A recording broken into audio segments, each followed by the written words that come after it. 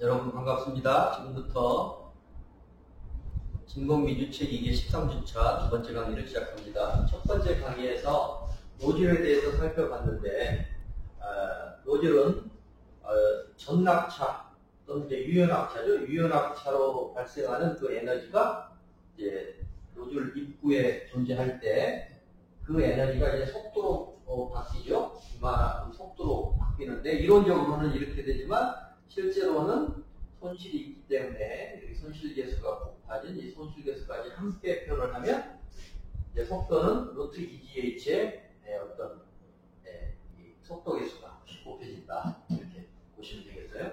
그래서 보통 속도계수는 0.95에서 0.98 CV 값은 대략 95% 0.95에서 0.98 좀 이상적인 분류 속도가 루트 EGH일 때 이 손실 때문에 한 5%에서 2%에서 5% 정도는 이제 손실로 없어지고 좀 속도가 비정성인 경우 그거는 그 형상이 형상 손실과 마찰 손실이 없는 그런 경우에 비해서는 조금 작지만 어쨌든 이런 식을 갖는다. 이게 더 쉽게 생각하면 이런 거예요. 물통이 있을 때 물통의 높이가 h다. 그럼 여기 물통 끝부분에 구멍이 뚫려가지고 여기서 물이 쏟아져 나오죠? 이게 노즐이라고 생각해도 되겠지. 이 속도를 구하시오. 그러면은 어떻게 구했죠? 이 속도는 루트 EGH. 그렇죠? 그 위치 에너지가 운동 에너지로 바뀐 거니까 그대로 1과 2 사이에서 유선 하나를 선택해서 이렇게 그리면 1과 2 사이에서 유선 또는 뭐 전체로 해도 마찬가지예요. 이렇게 유관으로 해도 그랬을 때 베르누이 방정식 쓰면 1에서는 어떻게 되겠어? 1에서는 여기를 이제 Z는 0이라고 하고 여기는 Z는 H라고 할 수 있겠죠. 그리고 이제 속도는 요 밑으로 내려가는 속도는 V1은 거의 0에 가깝지. 이 물통이 굉장히 크다고 가정하고 여기 노즐이니까 굉장히 작다고 가정하면 이 속도는 V2는 0이 아니지만 여기 물이 내려가는 속도는 아주 천천히 내려가고 여기는 빠르게 빠져나오지만 물통이 크다고 가정하면 그러면 이제 베르누이 방정식이 어떻게 되냐면 베르누이가 위치 에너지 H 되겠죠? 뭐 수두로 표현하면 어떻게 돼요? 압력 수두 P1 나누기 감마 더하기 E지분의 V1의 제곱 더하기 Z1은 여기 P2 나누기 감마 더하기 E지분의 V2의 제곱 더하기 Z2인데 Z2는 0이죠. Z2 여기는 Z2 이걸 Z1, Z2로 잡았으니까 이건 0이고 기준으로 잡았고 P1과 P2는 같으니까 여기 다 둘 다 대기압으로 가정하고 같으니까 또는 염기압으로 처리해도 되죠. 게이지압으로. 그래서 남아있는 거는 이제 이렇게 되고 밑으로 내려오는 속도는 거의 0에 가까우니까 무시를 하면 결국에 위치 에너지가 입구에서 여기 요 1에서의 위치 에너지 이게 H지. H가 이쪽에서 나가는 그 속도, 분류의 속도 2지분의 V제곱 이 식으로 변해서 가장 이상 경우에 무시하는 베르누이, 즉 손실을 무시하는 경우는 그냥 V는 루트 EGH예요. 루트 EGH 손실을 무시할 때는 그렇죠? 그런데 손실을 고려할 때는 여기 이 속도 계수만 하나 곱해질 뿐이다. 그래서 여기 1이 아니고 0.95에서 곱하시면 된다. 아시겠죠? 자, 노즐에 대해서 이렇게 루트 EGH 앞에 속도 계수가 붙는다. 그 말씀을 드렸어요. 그래서 이제 노즐의 속도는 그 낙차가 h일 때 노즐의 속도는 루트 EGH의 뭐 95%에서 99%다. 이 앞에 개수가 붙는다. 이 식을 꼭 기억을 하시고요. 자, 그 다음에 뭘 설명을 드려야 될까요? 이제 노즐의 효율, 노즐 속도, 그 노즐이 아니고 이제 노즐에서 나오는 그 분류의 속도, Z의 속도, 분류 속도. 그 다음에 이제 노즐의 효율을 살펴보면 노즐의 효율, 이타 노즐, N으로 해서 노즐이니까 이타 N 노즐 줄여서 이타 N. 입력은 낙차가 되겠지. 들어올 때의 그 유효 낙차분의 노즐이라는 건 뭐예요? 유효 낙차가 들어와서 얼마나 속도를 만드느냐. 유효 낙차에 대항하는 속도. 같은 단위로 하려면 속도 수도 E제곱의 V제곱이 되겠죠. 이렇게. 이게 노즐의 효율이 되겠어. 그런데 이 식에서 분류 속도에서 E제곱의 V제곱이 뭔가 바로 나오네요. 그렇죠? E제곱의 V제곱이 이 식에서 그냥 양쪽이 제곱하면 V제곱은 CV제곱의 EGH니까 이 식에서 V제곱 나누기 EG는 CV제곱 H가 됐잖아요. 그러니까 얘가 CV의 제곱에 H고 밑에가 H니까 그냥 CV의 제곱. 아, 그래서 노즐의 효율은 속도 계수의 제곱이다. 속도 계수의 제곱이 노즐의 효율이다. 다 노즐은 CV의 제곱이다. 그래서 보통 CV가 0.95에서 0.98이니까 제곱하면 대략 얼마쯤 되겠어요? 0.95의 제곱이면은 좀 더 작은 수 0.9 정도 나오고 0.98의 제곱이면은 0.96 정도 나오죠. 0.96 이렇게. 노즐 효율은 속도 계수의 제곱 정도로 0.9에서 0.96 정도다. 이렇게 이해하시면 되겠어요. 자, 그 다음에 뭘 살펴봐야 되냐면 노즐을 살펴볼 거. Z의 속도를 유도해봤고 또 노즐의 효율도 살펴보았어요. 이제 뭘 살펴봐야 되겠어요? 유량. 여기서 나오는 유량이 얼마냐? 유량. 세 번째. 첫 번째 Z 속도. 두 번째 노즐의 효율. 세 번째 유량. 유량 Q. 노즐 한 개당으로 합시다. 당연히 노즐 한 개당 유량.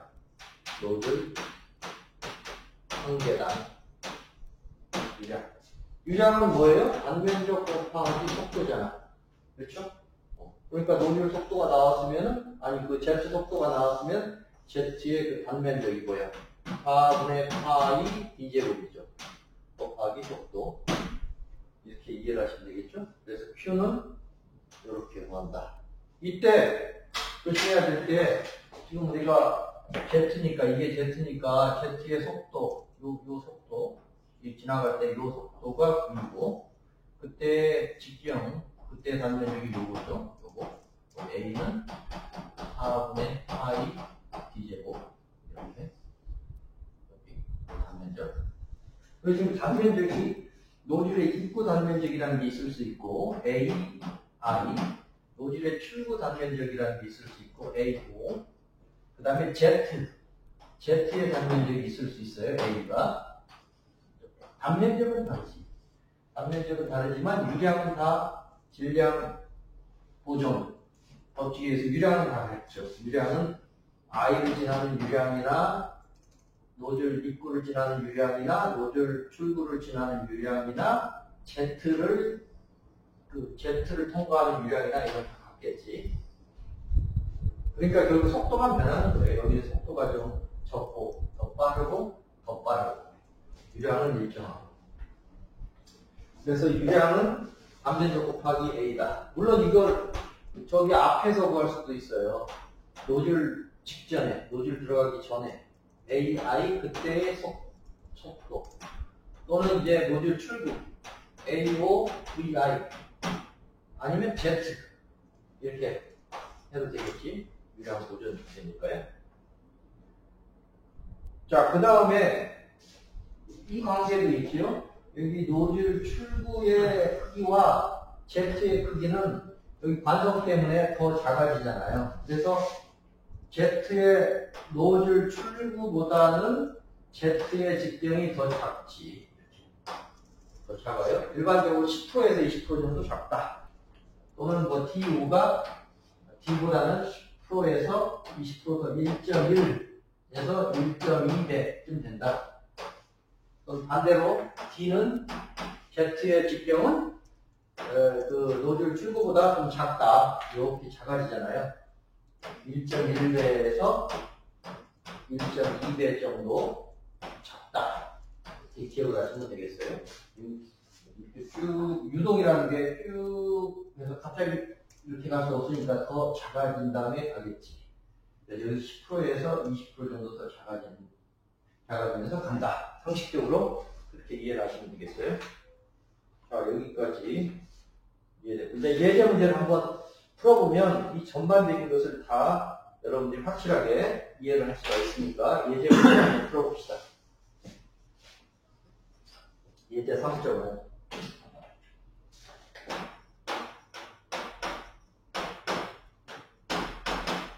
자, 노즐의 입구 관지름이 400mm 여기 직전이지.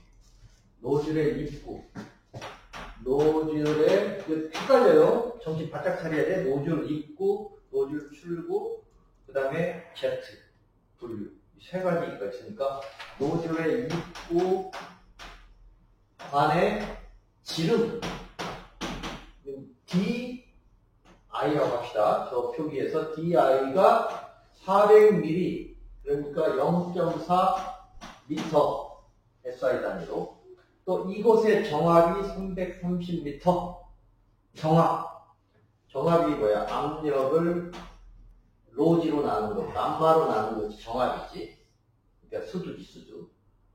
이곳이니까 I 이게 계산한 결과 330m 주어졌다는 거예요. 주어져 있고 정압이 정압 수두, 압력 수두, 압력 중에서도 정압, 동압이 아니고 정압. 보통 우리가 압력 수두를 정압 수두라고 하죠. 압력 수두.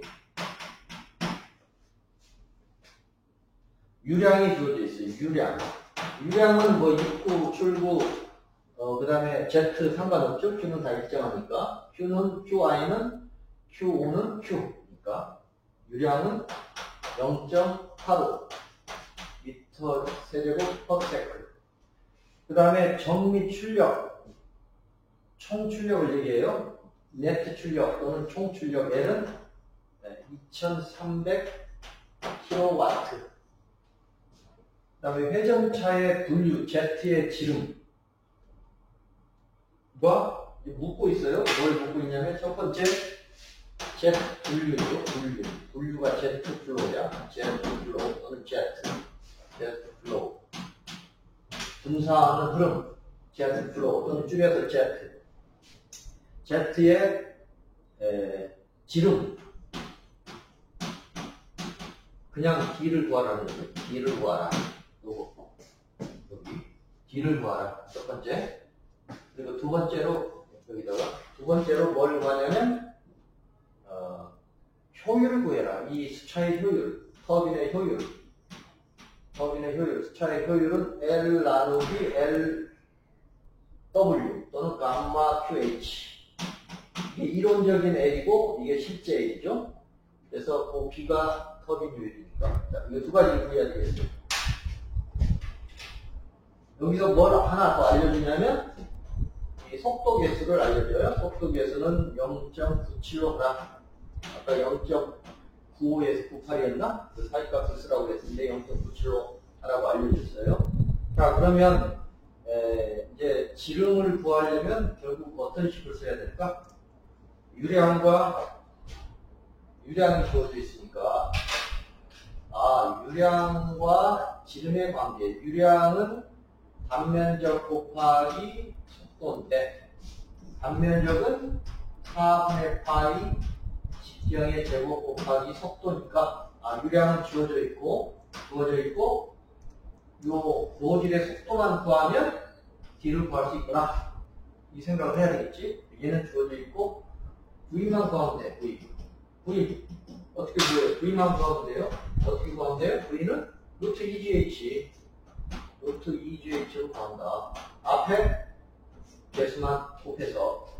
이거 다 주어져 있잖아. CV는 0.97이고, 루트 2 곱하기 9.8 곱하기 H는 주어져 있죠?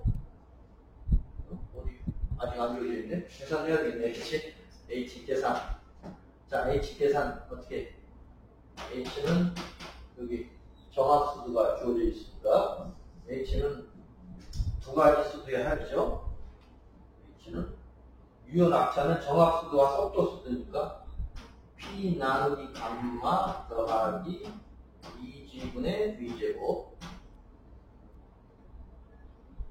조심해야 될 게 지금 이건 입구에서 얘기해요. 입구 여기에서 들어올 때 이미 그 정합수두와 동합수두 두 가지가 있잖아. 정합수두와 동합수두. 이게 정합수두, 동합수두.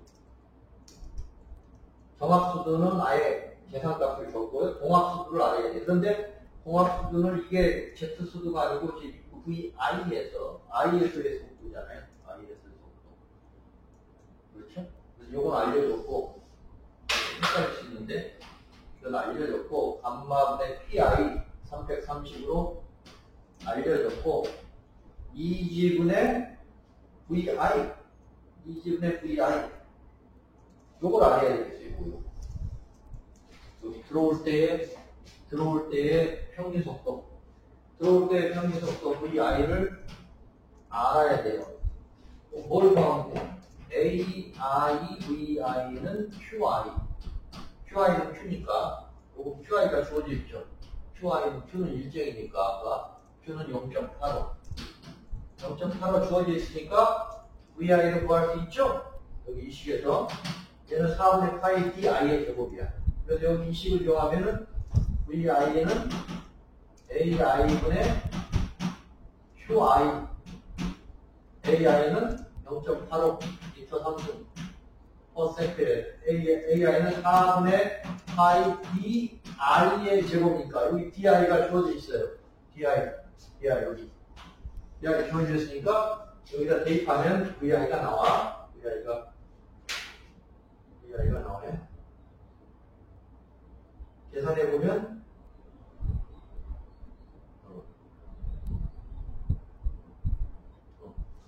계산 안 했어요. 거기다 대입하고 여기 저 계산을 여기다 넣고 이것까지 마저 계산하면 이 값이 아주 작은 값이 나옵니다. 이 값이 작은 값이 나와. 정확히 이거는 수두로 환산해 얼마 안 돼. 이게 330 더하기 2.3 정도 나와요. 2.33m 이렇게. 그래서 합이 332 정도 나와요. 330.33 무시하고 232m가 나와. 한 2m 정도 되는 거지. 정합수두는 330 주어져 있고, 동합수두는 계산해 보니까 2m 정도 돼서 332가 나온다. 그래서 토탈 낙차가 여기 나오니까 여기다 대입해서 이제 Z의 속도가 나온다. 아시겠죠? Z의 속도가 나와서 여기다 대입해서 이제 그 Z가 통과할 때의 유량이 나온다. 이 유량하고 같게 되겠지, 당연히. QI나 Q가 같게 되겠지. 그래서 이거는 알고 있고, 이게 알고 있고, 우리가 구한 이걸 아니까 D를 구할 수 있어요, 없어요? 구할 수 있죠. Z의 그런 분류의 직경은 계산이 된다, 이 식에 의해서. 계산해보면 78m가 나와요. 78m per Z의 그 직경. Z의 속도가 여기 나오고,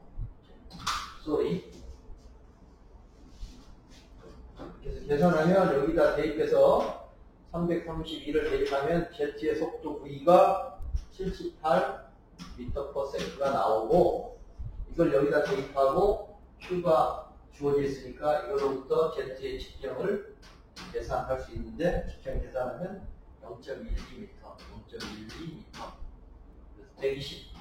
120mm쯤 된다. 아까 입구의 노즐은 400mm였는데, 400mm였는데, 여기가 지금 400mm로 들어와서 작아졌다가 더 작아진 최종 요 두께가 120mm쯤 된다. 아시겠죠? 120mm. 두 번째로 수차의 효율을 구하라. 수차의 효율, 여기. 수차의 효율은 다 구해놨으니까. 수차의 효율은 L은 주어져 있고, L은 얼마? 2300 주어져 있고, 감마는 로 G니까 9800이죠. 감마는 로 곱하기 G니까 1000, 물의 밀도 1000 곱하기 중력가스도 9800 곱하기 유량 Q 알려져 있고 0.85. 그 다음에 H, 우리가 앞에서 구한 H 있죠? 332. 이렇게 하면은 효율이 계산이 돼요. 여기 0.83 곱하기 100을 하면 83%. 그래서 이러한 그 노즐을 사용하면 분류의 속도는 얼마 나오고, 그 다음에 그 분류의 두께가 나오고, 직경이 나오고, 저걸 돌렸을 때 수차의 효율이 나온다. 아시겠죠? 이제 여러분들은 펠톤 수차를 설계할 수 있게 됐어요. 노즐의 입구 간지름이 주어지고, 거기에 정압과 유량이 주어지면, 그리고 출력을 얼마로 하고 싶으면 거기에 맞는 그 Z의 속도와 또 분류의 그 Z의 지름을 설계할 수 있게 된 거예요. 그게 예제 3.5니까 예제 3.5는 아주 중요해요. 펠턴 수차의 기본 원리를 설명하는 거니까 내가 기말고 쓸 때 꼭 낼 거야. 이것은 숫자만 좀 바꿔서. 그래서 예제 3.5를 완벽하게 쓸 수 있도록 해주시기 바랍니다. 자, 그 다음에 이제 조금만 더 하고 시간이 얼마 없으니까 그 다음 단계로 나아가야 되는데,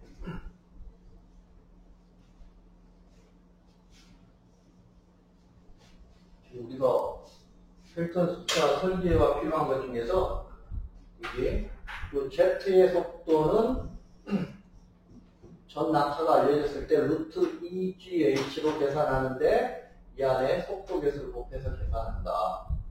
그리고 노즐의 효율은 해보면 속도 계수의 제곱이 되더라. 그 다음에 유량과의 관계, 유량은 단면적 곱하기 평균 속도니까 4분의 파이 d제곱 곱하기 v, 이렇게 해서 유량이 주어지면 이 식에서 유효 낙차가 주어지면 Z의 속도를 구하고 여기에 대입하고, 유량 설계 조건이 나오면 Z의 사이즈도 구할 수 있고, 그쵸? 그 다음에 또 이제 그 다음에 해야 될 것이 회전차의 작용과 효율이에요. 우리 교과서에 152페이지 봅시다. 152페이지. 지금 여기까지가 1, 2, 3 붙였는데 여기까지가 다 1로 되어 있네. 교과서는 이게 1 해서 노즐의 작용이고, 그 다음에 이제 두 번째로 두 번째로 회전차의 작용과 효율, 회전차의 작용. 두 번째로 회전차의 작용. 노즐, 이건 노즐의 작용. 노즐의 작용, 노즐의 작동 원리, 노즐의 작용에 대해서 배웠고, 노즐 속도, 노즐 효율을, 그 노즐을 통과하는 그 Z의 유량, 또는 노즐의 유량. 그럼 이제 그 Z가 회전차에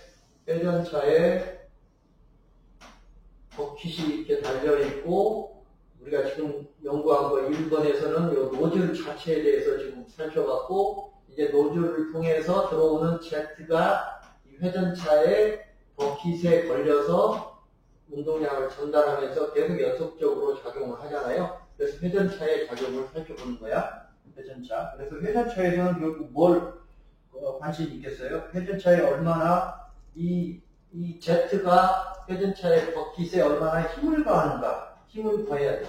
버킷에 가하는 힘을 구해야 되고. 첫 번째로 힘을 구하자. 두 번째로 힘이 나왔으면 힘에다가 버킷이 뒤로 물러가는 속도, 요 원지 속도 U를 곱하면 이게 뭐야? 파워가 나오죠. 파워가 나와요. 하이드롤릭 파워가. 힘이 나오고 힘에다가 버킷이 뒤로 물러가는 속도가 나오면 가해지는 힘 곱하기 속도 하면 그게 1이잖아. 1.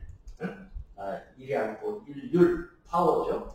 그래서 힘 구하고 요 설계 속도, 요건 빙글빙글 돌아가는 속도, 여기 R 오메가가 U가 되니까 요 회전수가 나오고 요 길이가 나오면 원지 속도는 그냥 계산이 돼요. 이건 설계 값이라고 보면 돼.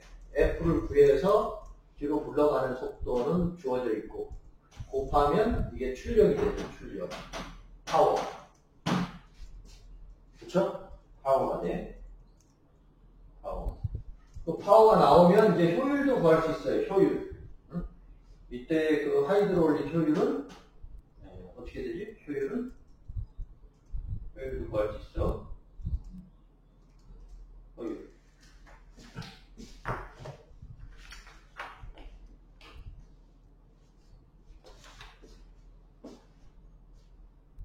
효율을 구해야 되겠고, 효율을 구해보자. 그 다음에 뭘 구해야 돼? LH를 구해보자. 효율을 구해보자.